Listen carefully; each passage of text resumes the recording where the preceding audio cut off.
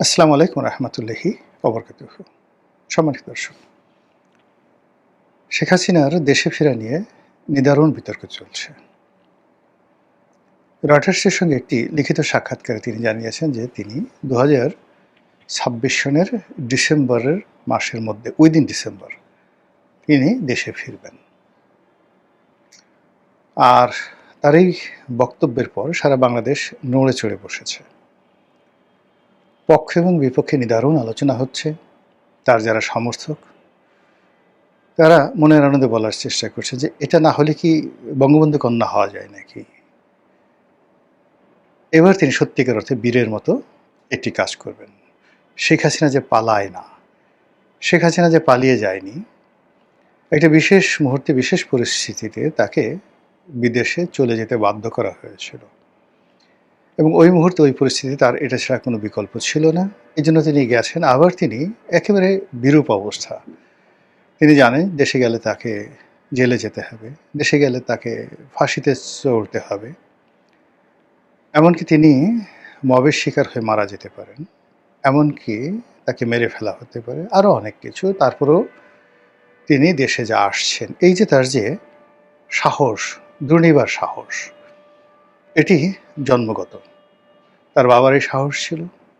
পাকিস্তান শাসক গোষ্ঠীর বিরুদ্ধে তিনি তার জীবনের পুরোটা জীবন সংগ্রাম করেছেন। প্রায় ১৬টি বছর তিনি মানে সেই রাজনৈতিক জীবনে 1954 থেকে যদি 70 পর্যন্ত ধরেন ১৬টি বছর তিনি শুধু জেলেই কাটিয়েছেন। তো কাজেই জেল জুলুম হুলিয়া এই রক্তের যারা বাহক, এই বংশের যারা লোকজন, তাদের কাছে এটা কোনো বিষয় না। এটা প্রমাণ করার জন্য শেখ হাসিনা তার এই বৃদ্ধ বয়সে যখন একটা মানুষ কবরে যেতে চায়, তসবি তাহলিল করতে চায়, দোয়া দরুদ পড়ে জীবন কাটাতে চায়, সে তখন সে ৮০ বছর বয়সে, তাও আবার বিধবা, তাও আবার পিতৃহীন না, মাতৃহীনা, ভাই বোন আত্মীয় স্বজন দুনিয়াতে কেউ নেই। তো সেই অবস্থাতে তিনি সারা দুনিয়ার বিরুদ্ধে একা লড়ছেন শুধু আল্লাহর প্রতি ভরসা করে। এটাই শেখ হাসিনা, এটাই বঙ্গবন্ধু কন্যা, এটাই আওয়ামী লীগের রাজনীতি, এই কথা বলছেন। আর আওয়ামী লীগের লোকজন, আরে বাবা, জয় বাংলা, জয় বঙ্গবন্ধু, ধরো মারো কাটো, খেয়ে ফেলবো। এইবার মানে তারা স্বপ্নে বিভোর যে শুধু শেখ হাসিনা আসে, আবার তারা ক্ষমতা পায়, তাহলে তারা এই বাংলাদেশে কি কি করবে মোটামুটি সব কিছু ডায়েরিতে লিখে রেখেছে যেন ভুলে না যায়। তার যারা প্রতিপক্ষ, তারা যথারীতি হুঙ্কারকে ঠাট্টা করছেন যে আরে না না, একবার হাতি যদি গর্তে পড়ে সে আর উঠতে পারে না। হাতির বাহাদুরি যতক্ষণ সে মানে গর্তের বাইরে থাকে। তো শেখ হাসিনা যে গর্তে পড়ে গেছেন সেক্ষেত্রে তিনি আর উঠতে পারবেন না। আরেকজন বা আর এক পক্ষ বলার চেষ্টাই করছে যে আপা এই ডিসেম্বর কেন, পারলে আজকে আসেন, আমাদের তার তর্স হচ্ছে না। আপনার জন্য জেলখানা প্রস্তুত, আপনার জন্য ফাঁসির মঞ্চ প্রস্তুত, আপনার জন্য ফাঁসির রায় রেডি করা আছে, আপনি আসবেন আর ঝুলে পড়বেন, আর আমরা আপনাকে শাস্তি দিয়ে মনের আনন্দে বগল বাজাবো। কামন কামন আপা, আসেন আসেন আসেন ম্যাডাম, আসেন জনাবা, আসেন। এরকম একটা পক্ষ বলছেন। আর এক পক্ষ বলছেন যে আসার সঙ্গে সঙ্গেই তাকে ফাঁসিতে লটকানো হবে। এই ধরনের যে হুমকি ধামকি, কথাবার্তা, পাল্টা বক্তব্য, এগুলো চলছে। তার সঙ্গে সঙ্গে আবার খুব ইন্টেলেকচুয়াল লেভেলে যারা একটু বুদ্ধিশুদ্ধি রাখেন, তারা নানা রকম বিচার এবং বিশ্লেষণ করছেন যে এখন নয় কেন। মানে তিনি সেই জুলাই মাসে না এসে, আগস্টে না এসে, সেপ্টেম্বরে না এসে, এই দীর্ঘ সময় নিয়ে তিনি কেন ডিসেম্বর মাসে আসতে চাচ্ছেন, এবং এইটা নিয়ে তারা নানা রকম কারণও খুঁজে বের করেছে। প্রথমত হলো যে আপনি যখন কাউকে ভয় দেখাবেন, ১, ২, ৩, ধরলাম, ধরো, এ সমস্ত কথাবার্তা যখন বলবেন, তখন যে অ্যাকশনগুলো হবে, যে রিয়াকশনগুলো হবে, এবং একটা সময় ভয় পেতে পেতে ভয় পেতে পেতে সে দুটো অবস্থা হবে, সে আর ভয় পাবে না। আর একটা হলো ভয় পেতে পেতে সে এতটা দুর্বল হয়ে যাবে যে যেখানে ভয়ের কারণ আছে সেখান থেকে সে মুখ ফিরিয়ে অন্যদিকে চলে যাবে। তো শেখ হাসিনা তিনি ভালো করে বুঝে গেছেন যে তার প্রতিপক্ষরা তাকে ভয় পায়, যমের মতো ভয় পায়, বাঘের মতো ভয় পায়। তিনি বুঝে গেছেন যে আদর করে, সোহাগ করে শাসন করা, এটার চাইতে ভয় দেখিয়ে শাসন করাটা সহজ, বেশি কষ্ট যায় না। যখন দেখা যাচ্ছে যে খুব সামাজিক অবস্থা নরম সরম, সেখানে সারা বাংলাদেশে শত শত হাজার হাজার মারামারি, খুনাখুনি, কাটাকাটি হতে থাকে। আর দেখা গেল যে কোনো একটা ভয়ের রাজত্বে একটা দুটো সেই গুম করা হলো, খুন করা হলো, সারা মানুষের মনে সেই শাসক দলের যারা লোকজন আছে তাদের সম্পর্কে ভীতি ছড়িয়ে পড়লো। তখন মানুষ নিজ নিজ কর্মে এত ব্যস্ত হয়ে যায় যে পারস্পরিক যে দ্বন্দ্ব সংঘাত সেটা করে যে হানাহানি, সেটার পরিমাণ কমে যায়। এবং আশ্চর্যের ব্যাপার হলো, যেমন ধরুন আপনি হিটলারের যে নাৎসি শাসন, মুসোলিনির সেই ফ্যাসিজম, ওখানে যত ক্ষয়ক্ষতি হয়েছে, খুনাখুনি হয়েছে, সেটা রাষ্ট্রীয় বাহিনীর হাতে। কিন্তু যেটিকে বলা হয় পাবলিক অ্যাঙ্গার, জনগণের মধ্যে বিশৃঙ্খলা, সেটা ওখানে নাই বললেই ছিল, মানে ছিল নাই বলতে গেলে। তো সেই দিক থেকে শেখ হাসিনা বুঝে গেছে যে কি করে এই বাঙালিকে ভয় দেখাতে হয় এবং ভয় দেখিয়ে কি করে জয় করা যায়। আর এর বাইরে হালাকু খান, চেঙ্গিস খান, এটা আমি আলাদা একটা ভিডিও করব আরও পরে। তারপরে তৈমুর লং, গিয়াসউদ্দিন বলবন, এরকম অনেক শাসক ছিলেন, মোহাম্মদ বিন তুগলক, আলাউদ্দিন খিলজি, মানে যাদের সামনে আমির উমরা তারা পর্যন্ত দাঁড়িয়ে প্রস্রাব করে দিতে ভয়। আলাউদ্দিন খিলজি বা সুলতান গিয়াসউদ্দিনের বলবনের দিল্লির রাজদরবারে তিনি ধমক দিয়েছেন বা প্রশ্ন করেছেন, সঙ্গে সঙ্গে অনেক আমির উমরা, সেনাপতি প্রস্রাব করে কাপড় চোপড় নষ্ট করে ফেলেছে। এরকম ঘটনা বহু ঘটেছে। তো বুঝেন যে কিভাবে, মানে তিনি যেখানে যেতেন সেখানে তার নিষ্ঠুরতা এমন পর্যায়ে যেত যে তার সাথে যুদ্ধ করার সাহস কেউ হতো না। তো সেক্ষেত্রে শেখ হাসিনা যে দৃষ্টান্ত স্থাপন করেছেন বাংলাদেশে, যে ভয়ের রাজত্ব কায়েম করেছেন বা করেছিলেন, তার প্রেক্ষিতে সবাই যেটা চিন্তা করছে যে আওয়ামী লীগ যদি বাংলাদেশে আসে, শেখ হাসিনা যদি ফিরে আসে, তাহলে পিঠের চামড়া থাকবে না, শরীরের অন্ডকোষ থাকবে না, কারো ঘরে বউ থাকবে না, কারো ঘরে কন্যা থাকবে না, কারো ব্যাংকে টাকা থাকবে না, কারো দোকানপাটে মাল সামানা থাকবে না। একেবারে গনিমতের মাল হিসেবে ধরো, মারো, কাটো, যা ইচ্ছে তাই করো, এরকম 7 দিন শেখ হাসিনা হুকুম দেবেন। তো এরকম অবস্থা যদি চলতে থাকে বা হয়, তার থেকে বাঁচার জন্য দুটো পদ্ধতি রয়েছে। একটি পদ্ধতি হলো যে সম্মিলিতভাবে শক্তি অর্জন করে ঐক্যবদ্ধ হয়ে শেখ হাসিনার আগমন, তার সন্ত্রাস, তার বাহিনীর সন্ত্রাসকে রুখে দেওয়া, যেটি চরিত্রগতভাবে বাঙালি নেই। বাঙালি সবসময় শক্তের ভক্ত, নরমের জম। তারা যখন দৌড়ায়, আপনি পিছন থেকে ধরেন ধাওয়া দিচ্ছেন, কোনো অবস্থাতে তারা পিছনে তাকায় না, তারা দেখেও না যে কে তাড়া দিল বা কে পিছনে আসে।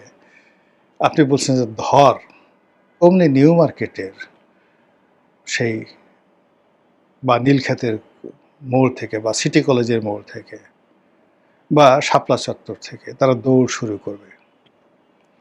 দৌড় শুরু করে 3-4 কিলোমিটার যাওয়ার পরে তাদের তখন মনে হবে যে পিছনে তাকায় দেখিতে কেউ আসছে কিনা, তাকায় দেখা গেল কেউ আসেনি। এই হলো আমাদের দৌড়ের ইতিহাস। এরপরে আমরা যখন দৌড়াই, তখন নিচে বাঁচার জন্য আমরা যে কাজ করি, পাশের যে লোক তাকে ধাক্কা মারি। ধাক্কা মারি এই কারণে যেন সে পড়ে যায়, পড়ে যাওয়ার পর তাকে যারা তাড়াচ্ছে তারা যেন ওই যে পড়ে গেল তাকে ধরে ফেলে এবং আমাকে যেন বাঁচায়। এই জন্য আমি পাশের লোকের ধাক্কা দিই, পাশের লোকের ল্যাং মারি, সামনে যে লোকটা আছে তার কলারটা ধরে টেনে তাকে পিছনে দিয়ে আমি দৌড়ে চলে যাই। আমাদের দেশে যে সকল মিছিল হয়, রাজনৈতিক মিছিল হয়, সেই মিছিলে যে পুলিশের লাঠিচার্জ হয়, সেই লাঠিচার্জের সময় দেখবেন রাজনীতির, সেটা আওয়ামী লীগ, বিএনপি, জামাত যাদের হোক না কেন, মানে এইভাবে চেইন করে একজনের হাত ধরে রুখে দেওয়ায় না আর একসাথে পালায় না, তারা সবাই বিচ্ছিন্নভাবে পালায়। একে অপরের সাথে পাল্লা দিয়ে পালায় এবং পালানোর সময় ওই আমি যেইভাবে বললাম তাদের সহযোদ্ধাকে কাউকে ল্যাং মারে, কাউকে পিছনে ফেলে দেয়, কাউকে সামনে নিয়ে এগোয়। এরকম একটা পরিস্থিতি তারা তৈরি করে। তো সেই ক্ষেত্রে শেখ হাসিনার বিরুদ্ধে সম্মিলিতভাবে একত্র হবে, রুখে দাঁড়াবে, এটা আমাদের ডিকশনারিতে নেই। যদি এটা নতুন করে হয় সেটা আমাদের একটা নতুন অর্জন হবে। এই গেল এক। ২ নম্বর হলো যে আমরা খুবই কলহপ্রবণ একটা জাতি। ইবনে বতুতা থেকে শুরু করে ফাহিয়ান থেকে শুরু করে অন্য যে সকল বিদেশি পর্যটকরা রয়েছেন, বিশেষ করে মিনহাসুস সিরাজ, তিনি এই ভারতবর্ষের লোকজন সম্পর্কে, বাঙালিদের সম্পর্কে যে সকল কথাবার্তা বলেছেন, তার প্রথম পরিচয় হলো আমরা খুবই অস্থির চিত্ত এবং কলহপ্রবণ, সন্দেহপ্রবণ এবং সুখের সময় আমরা নষ্ট করি কলহ বিবাদ করে। এবং আমাদের দেশে দেখবেন যে বিয়ে বাড়িতে যে সকল ঝগড়াঝাটি হয়, বিয়ে বাড়িতে সুখের সময় সেখানে খুব ছোটোখাটো বিষয় নিয়ে পান নিয়ে ঝগড়া হয়, গেট কাটার সময় ঝগড়া হয়, খাবার টেবিলে আমার মাংসের পরিমাণ কম হলে কেন, বা ওকে রান দিলি কেন, আমাকে থান দিলি কেন, এগুলো নিয়ে ঝগড়াঝাটি হয়ে বিয়ে ভেঙে যায়। এগুলো আমাদের দেশের পরিবেশ, যেখানে আমরা প্রকৃতিগতভাবে যে কোনো সুখের পরিবেশকে, শান্তির পরিবেশকে নিজেরা ঘেটে ঘুটে সেখানে সেগুলোকে কর্দমাক্ত করে ফেলি। তো সেই দিক থেকে যেটা হলো যে এখন বিএনপি জামাতের সত্যিকারের সুখের সময়, কোনো there is no reason BNP এবং জামাত পরস্পরের বিরুদ্ধে, বা এনসিপি, তিনটি রাজনৈতিক দল একে অপরকে দায়ী করবে, গালাগালি করবে, দেয়ার ইজ নো রিজন। সবাই তারা যে পেয়েছে, যা কিছু পেয়েছে, এটা beyond there expectation and limitation. তাদের যেটা সীমাবদ্ধতা ছিল এটা অতিক্রম করে তারা বিজয়ী হয়েছে। তারা যেটা পেয়েছে সেটা তাদের স্বপ্নেরও অতীত। সবাই, বিএনপি এত মেজরিটি পাবে, এনসিপি এতগুলো মানে এমপি হবে, বা তাদের দল পার্লামেন্টে যাবে, নাহিদ চিফ হুইপ হবে, জামাতের আমির বিরোধী দলীয় নেতা হবে, ৭৭টা তারা সিট পাবে।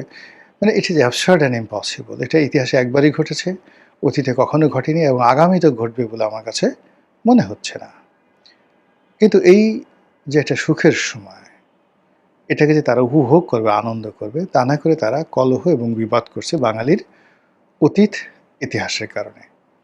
তারা একে অপরের বিরুদ্ধে ঘুরো করছে, তারা একে অপরকে খোঁটা দিচ্ছে এবং এটি লড়াই এবং সংগ্রামের পথ এমনভাবে উন্মুক্ত করছে যা দিয়ে আলটিমেটলি শেষ পর্যন্ত শেখ হাসিনার মানে আসার যে পথ, এটি উন্মুক্ত হয়ে যাবে।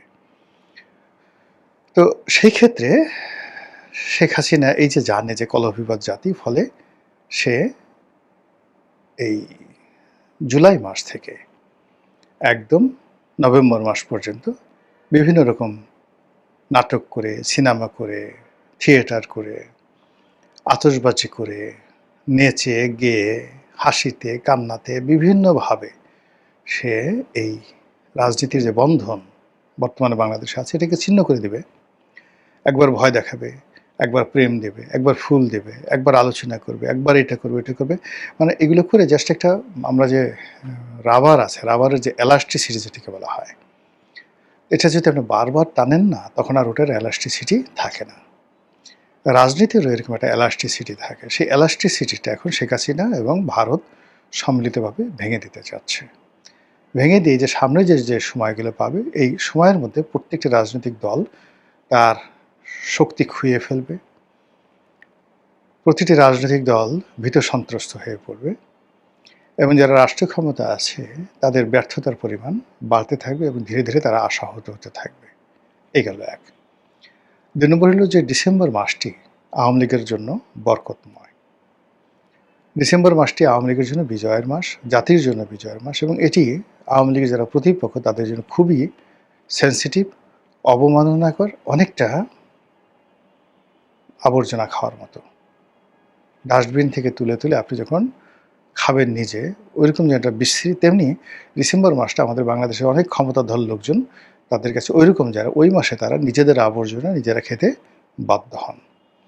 ঠিক সেই ডিসেম্বরে এবং বিশেষ করে ১৬ই ডিসেম্বর বিজয়ের দিনে যদি শেখ হাসিনা আসেন বা আসার ভয় দেখান বা পরিস্থিতির সৃষ্টি করেন, তাহলে তার যে প্রতিপক্ষ, সেই প্রতিপক্ষরা তারা মুখ তুলে কথা বলতে অন্য সময় হলে যেভাবে তারা গাল ফুলিয়ে কথা বলতে পারে, ডিসেম্বর মাসে তাদের কণ্ঠ আস্তে চুপ হয়ে যায়। এরপর আরও কিছু ঘটনা ঘটে। মানুষের মধ্যে একটা বিজয়ের আনন্দ থাকে। প্রত্যেকটা মানুষের মধ্যে একটা উদ্দীপনা থাকে। বিজয়ের আনন্দ থাকে, উদ্দীপনা থাকে। তো সেই অর্থে আওয়ামী লীগের লোকজন অন্য যে সময় যে অবস্থায় থাকুক না কেন, ডিসেম্বর মাসে তাদের উদ্দীপনাটা বাড়বে। নভেম্বর থেকে একেবারে ফেব্রুয়ারি পর্যন্ত এই উদ্দীপনাটা তাদের মধ্যে কাজ করবে। ঠিক সেই সময়টাতে আসুন বা না আসুন, তিনি এই যে আসার যে ঘোষণাটা দিয়েছেন, এটা তার দলের নেতাকর্মীকে চিয়ার আপ করবে। আর কোনো কারণে যদি পরিবেশ, পরিস্থিতি, আন্তর্জাতিক নেগোসিয়েশন, হোয়াটএভার মে বি, যাই হোক না কেন, তিনি যদি ঝুঁকিটা নিয়েই বসেন, তাহলে সেটা